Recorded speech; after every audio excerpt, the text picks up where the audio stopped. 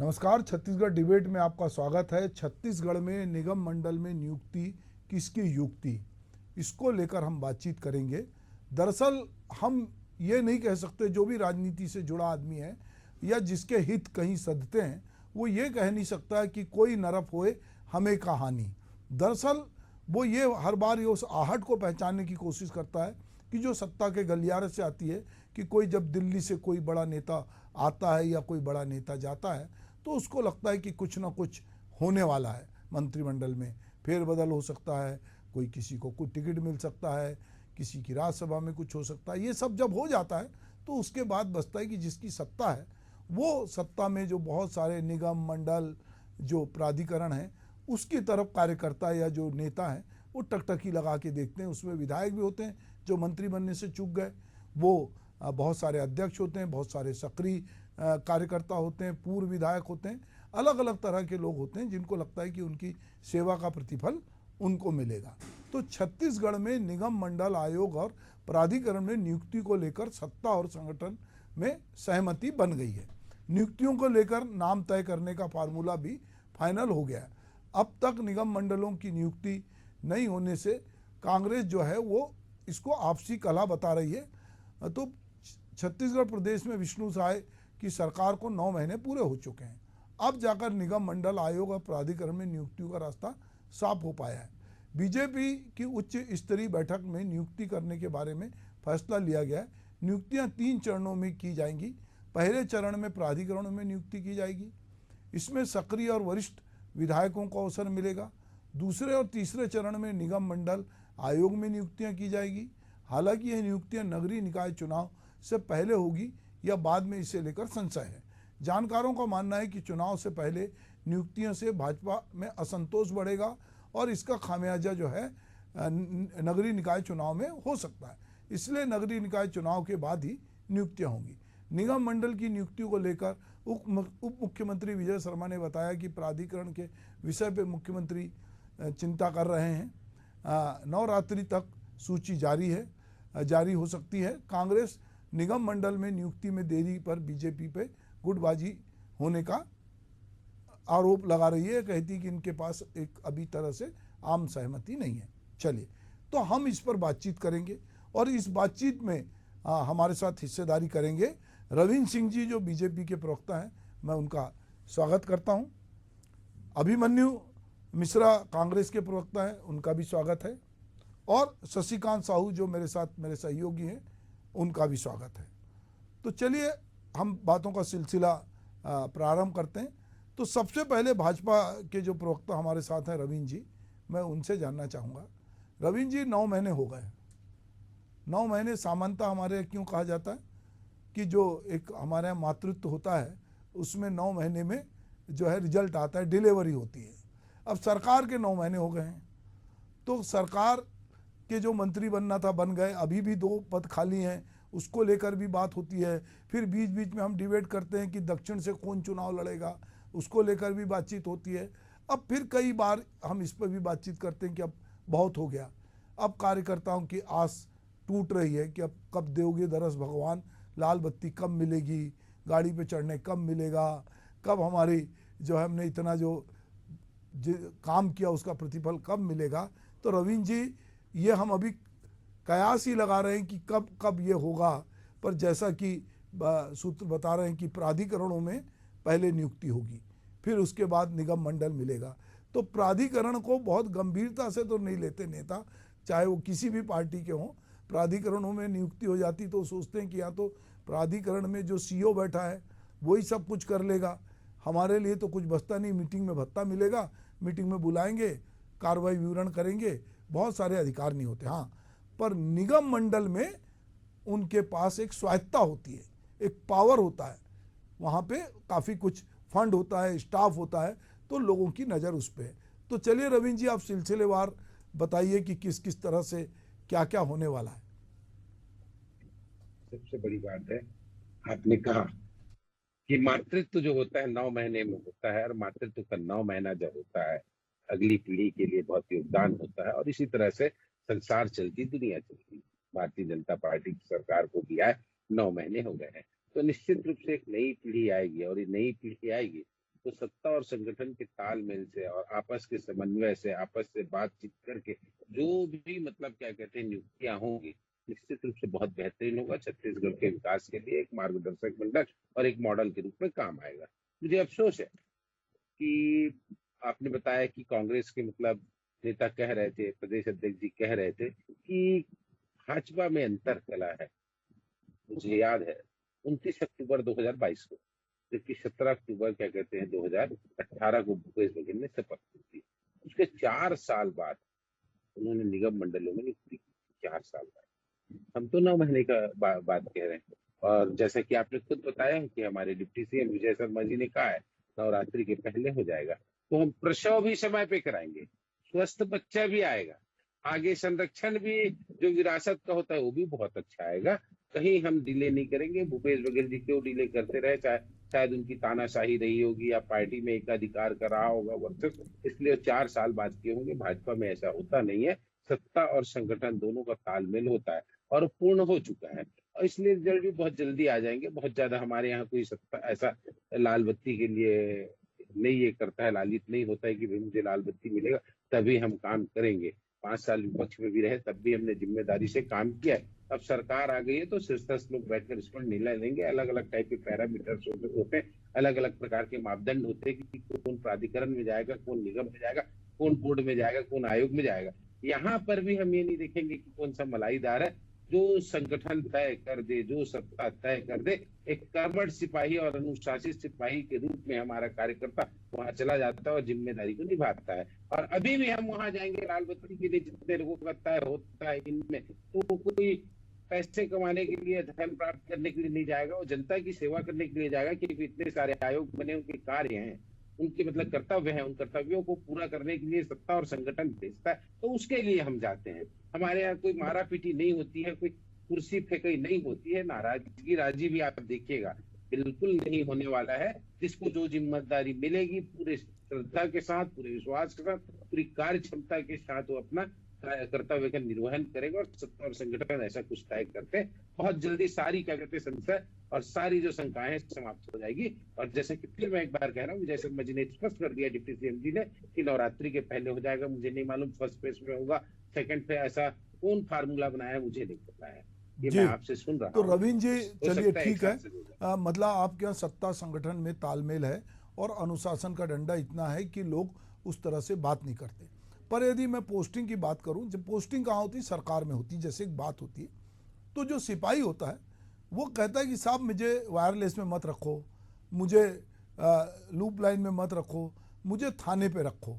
और कोई भी अधिकारी जो आईएएस है वो कहता है कि साहब मुझे कलेक्टर बने रहने दो, मुझे मंत्रालय में मत रखो। दरअसल अब पूरी जनता भी ये समझने लगी है, या अलग अलग विभाग को कार्यकर्ता भी समझता है कि कहाँ कहाँ पर किस किस तरह से पावर होता है, किस तरह से। अब ये कह सकते हैं कि भ्रष्टाचार, चलिए मैं ना कहूँ, पर लोगों की मदद करने के लिए या लोगों को कुछ मदद पहुंचाने के लिए भी बहुत सारी संस्थाएं हैं जिसमें लोग आना चाहते हैं और उनको लगता है कि मैं यहाँ जाऊँगा तो मैं बेहतर करूँगा। मान लो किसी को पर्यटन मंडल मिलता है तो उसके मन में है कि भाई मैं छत्तीसगढ़ में पर्यटन की अनंत संभावना है, मैं इस तरह से काम कर सकता हूँ। बहुत सारे लोग बहुत तरह की चीज़ें देखते हैं। आपने भूपेश बघेल सरकार के समय हुए विलंब का हवाला दिया और आपने बताया कि वहाँ किस तरह से उनकी मजबूरी थी कि वो इतने दिनों तक निगम मंडल में गठन नहीं कर पाए। तो हमारे साथ कांग्रेस के प्रवक्ता हैं अभिमन्यु मिश्रा जी। चलिए अभिमन्यु जी, जब हम बीजेपी से बात करते हैं तो पीछे जरूर जाएंगे और वो कहेंगे कि साहब हम लोग जो हैं हमने 5 साल विपक्ष में गुजारा है, तो आपने तो 15 साल और ये दूसरा दौर चालू हो गया 16वें साल का, तो आपने भी बहुत धैर्य रखा है। तो किस तरह ये चीज़ों को देख रहे हैं आप? देखिए, पहले तो नियुक्तियों में देरी की जो बात करी रविंद्र जी ने, वो तो ऐसा है कि कोरोना काल में 2 साल जो हमारे बर्बाद हुए, खैर वो अलग मुद्दा है। आप सभी को मेरा नमस्कार जी। आज के मुद्दे बात करते हैं। निगम मंडल जो होता है, असल जो सत्ता का बीज होता है और जो सत्ता का केंद्र होता है वो मुख्यमंत्री और मंत्रिमंडल ही होता है। और ये बाकी निगम, आयोग, मंडल, ये सब उसकी शाखाएं होती हैं जो कि उसके साथ में मिलकर उन्हीं मंत्रालयों के अधीन होकर काम करती है। अब यहाँ सबसे बड़ी समस्या ये है कि सत्ता का जो केंद्र है भारतीय जनता पार्टी का, वही कमजोर है। आज आप देख रहे हैं पूरे प्रदेश भर में अराजकता है। छत्तीसगढ़ को अपराधगढ़ कहा जाने लगा है। रोज हत्या के मामले, रोज बलात्कार के मामले।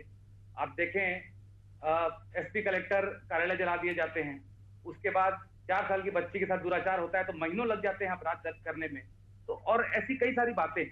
इनके नेता हैं, नेताओं के नाम गिनाऊं तो बृजमोहन अग्रवाल हैं, पुरंदर मिश्रा जी हैं, उसके बाद धर्मलाल कौशिक जी हैं, सुशांत शुक्ला जी हैं, और भी एक विजय बघेल जी भी हैं।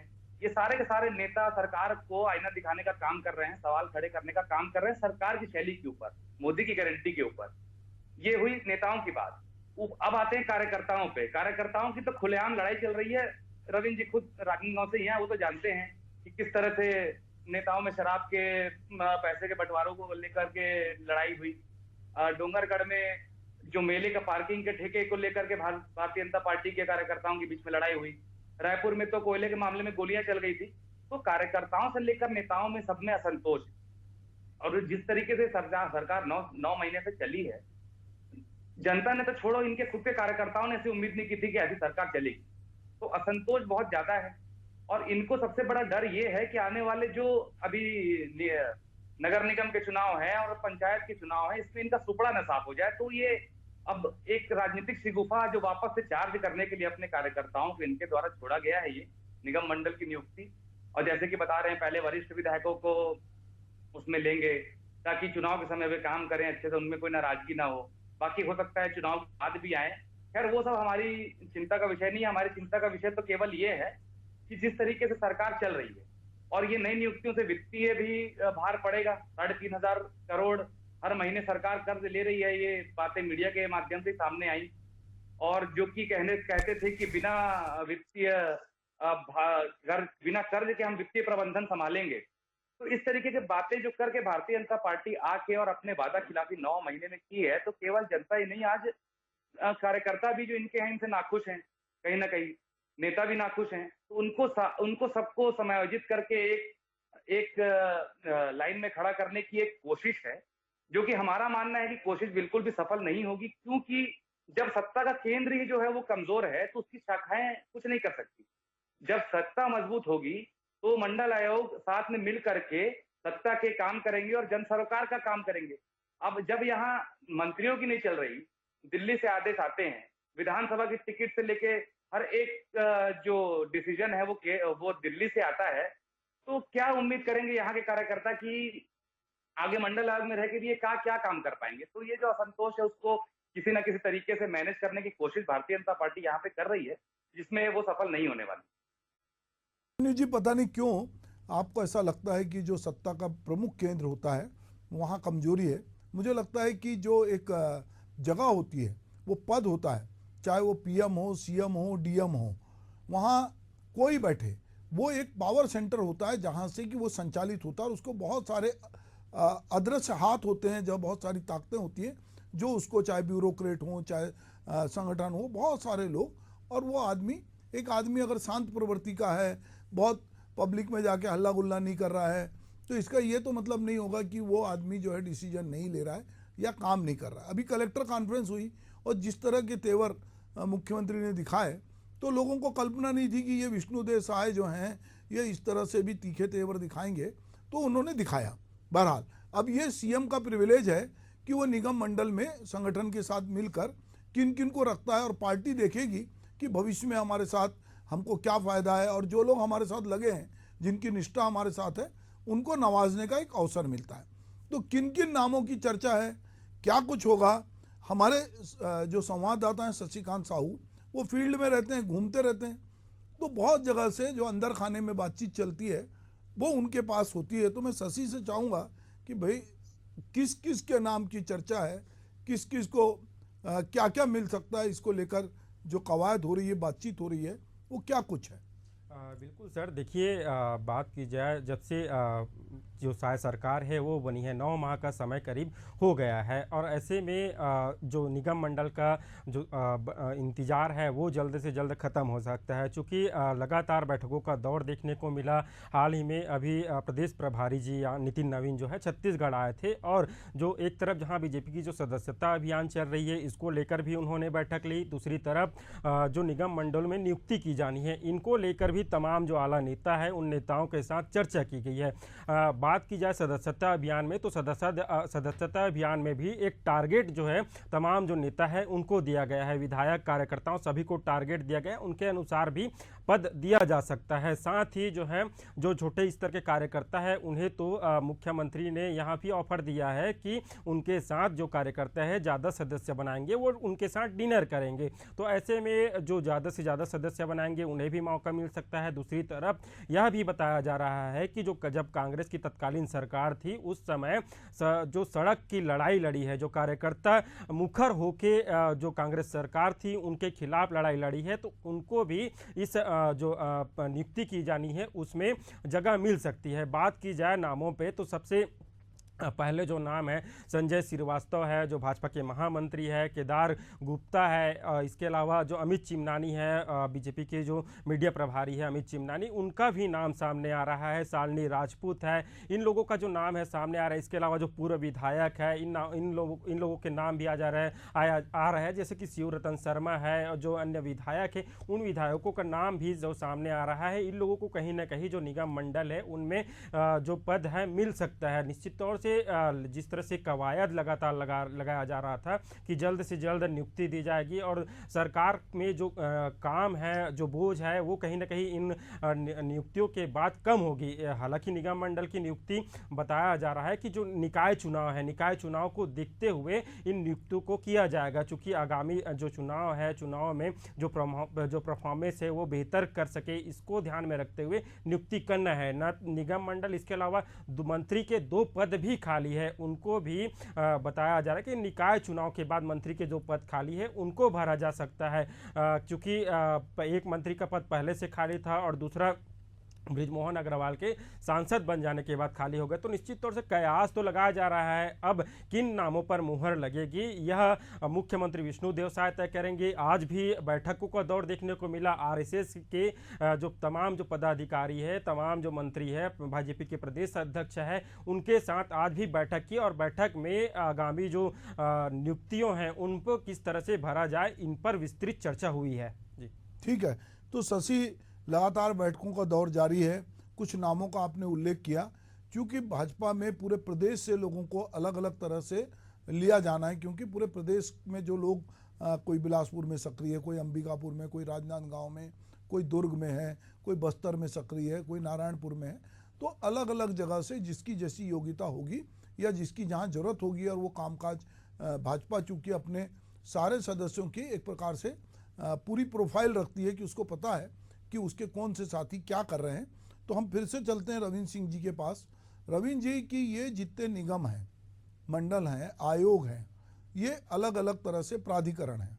हमने देखा पिछली सरकारें हों या चाहे उसके पहले रमन सिंह की सरकार हो, बस्तर विकास प्राधिकरण, सरगुजा विकास प्राधिकरण, वो प्राधिकरण की बैठकें भर होती थी, उसमें मुख्यमंत्री की अध्यक्षता होती थी, कुछ मंत्री होते थे, पर वो उनका कामकाज उस तरह से बहुत परिलक्षित नहीं होता।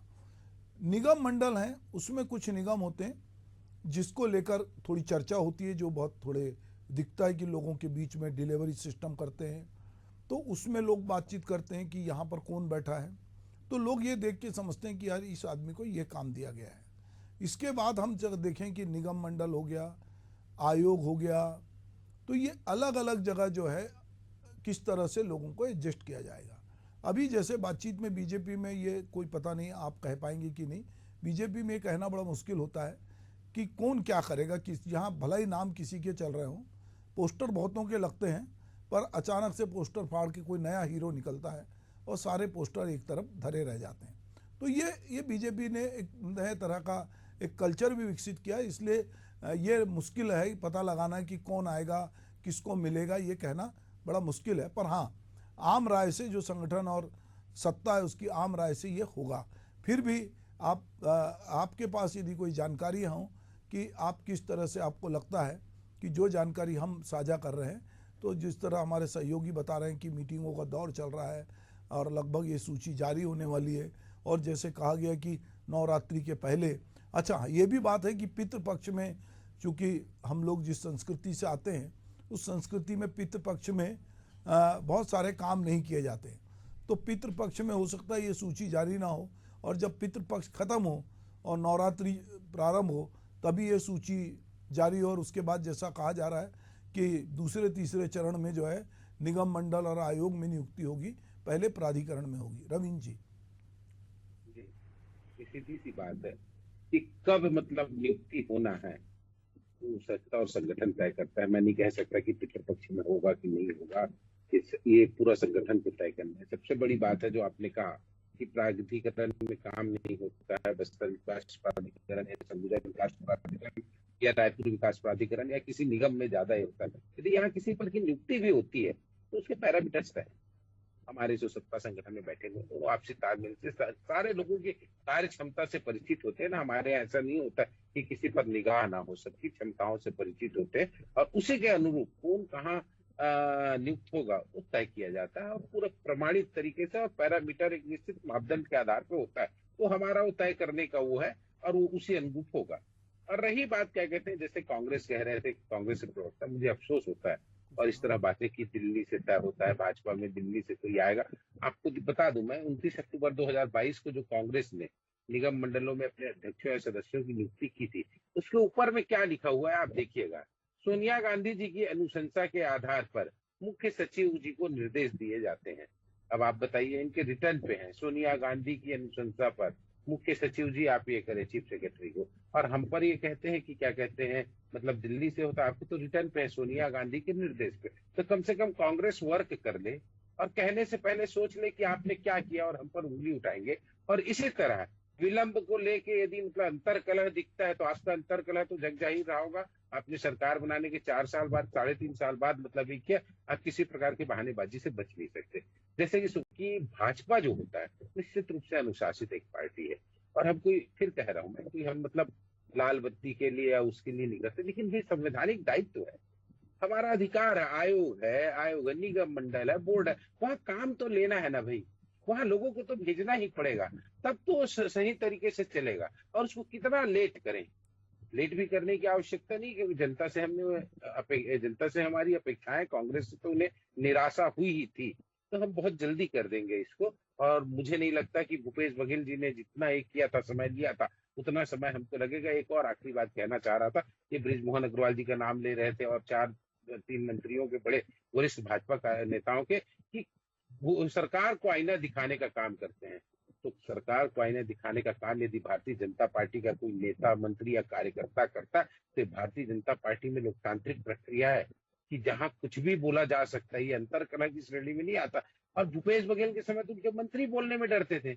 आप राजनांदगांव के उदाहरण बता रहे थे, आपको बताओ, भरे मंच में जब भूपेश बघेल जी लोकसभा चुनाव लड़ने आए थे, तो यहाँ का एक स्थानीय कांग्रेसी नेता ने कहा कि आपने तो हमें कभी बोलने नहीं दिया, आपसे मिलने में हमको तकलीफ थी। तो कम से कम यदि बृजमोहन अग्रवाल जी, अजय चंद्राकर जी या राजेश मूणत जी, जिसका आप नाम ले रहे हैं, यदि वो विष्णुदेव साय जी के सरकार को आईना दिखा रही है, तो ये हमारी लोकतांत्रिक प्रक्रिया है कि हम यदि गलत भी कर रहे होंगे तो दिखा सकते हैं। आपके अभिमन्यु जी, अब समय हो रहा है, बताइए कुछ आपकी लोकतांत्रिक प्रक्रिया और इनकी लोकतांत्रिक प्रक्रिया में क्या अंतर है?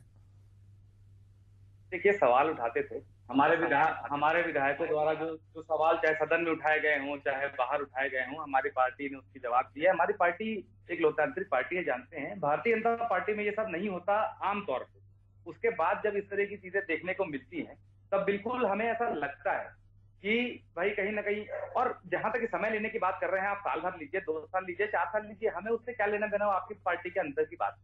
हम तो अभी कह रहे हैं कि वित्तीय जो भार आपने डाला है छत्तीसगढ़ के ऊपर 3,500 करोड़ रुपए हर महीने आप ले रहे हैं, तो अभी तो और भार डालने का काम कर रहे हैं आप। अभी सुभाष जी बता रहे थे मीटिंगें बस होती हैं, पैसे खर्च होते हैं, होना जाना कुछ नहीं है। एक मिनट रविंद्र जी, और दो तीन चीजें बता दूं कि ये, एक मिनट रविंद्र जी, मुझे बोल लेने दीजिए।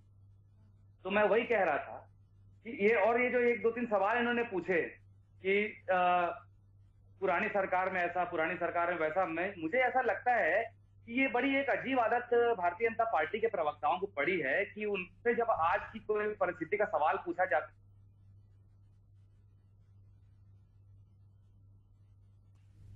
चलिए, तो मतलब सवाल ये है कि हम बात कर रहे हैं कि जो निगम मंडलों में, प्राधिकरणों में, आयोग में नियुक्ति होना है, उसमें किस तरह की युक्ति लगेगी, किस तरह के लोगों को समाहित किया जाएगा।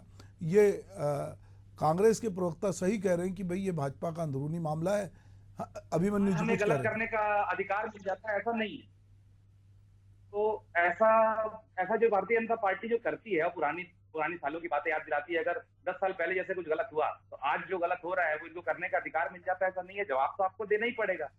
आप बात करते हैं दिल्ली से होने की, आज सब देख रहे हैं कि सरकार की हालत क्या है, अभिमन्यु प्रदेश जी, की हालत क्या है। अभिमन्यु जी, आज पूरे देश में भारत के विभाजन के लिए गांधी को कोसा जा रहा है कि भाई उन्होंने विभाजन करा दिया। तो इतिहास में तो लोग जाएंगे और इतिहास की बात भी करेंगे, क्योंकि वो उनको लगता है कि हम इतिहास में भी बहुत सारी चीज़ें ढूंढेंगे। आप जब कहेंगे कि यहाँ पे लोकतंत्र का गला घोट रहे हैं तो वो आपातकाल की बात करेंगे।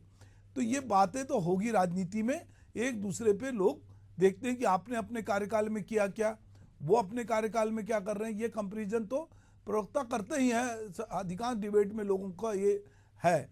बहरहाल हम ये मानते हैं कि जैसा कि हम लोगों ने एक रिपोर्ट तैयार की थी कि निगम मंडलों में, प्राधिकरणों में नियुक्ति का सिलसिला शुरू होगा और बहुत जल्दी, जैसा कि उप मुख्यमंत्री ने बताया कि उसकी कोशिशें जारी हो चुकी है और संगठन और सत्ता के बीच में आपसी बैठकों का सिलसिला भी शुरू हो चुका है, कुछ नाम तय भी हो गए हैं। तो आने वाले दिनों में दिखेगा कि किस किस तरह से सूची जारी होती है और हम देखेंगे कि पूरे प्रदेश में बधाइयों का सिलसिला एक दूसरे को लोग दे रहे हैं। जो चूक गया है वो सोचेगा कि अगली सूची में मेरा नाम आएगा, चाहे मैंने बहुत सदस्य बनाए हों या मैंने बहुत संघर्ष किया हो या मैं बहुत आंदोलनों में जेल गया हूँ, कई भी कारण हो सकते हैं। और जब कुछ नहीं होगा तो सोचेगा कि चलो पार्टी अगली बार हो सकता है कि मेरे को विधायक का टिकट दे देगी। तो ये भी सोच के कई लोग खामोश रहेंगे। तो अनंत संभावना है, हम इसको देखेंगे आने वाले समय में। आप लोग मेरे साथ इस डिबेट में शामिल हुए, आपको बहुत बहुत धन्यवाद। नमस्कार।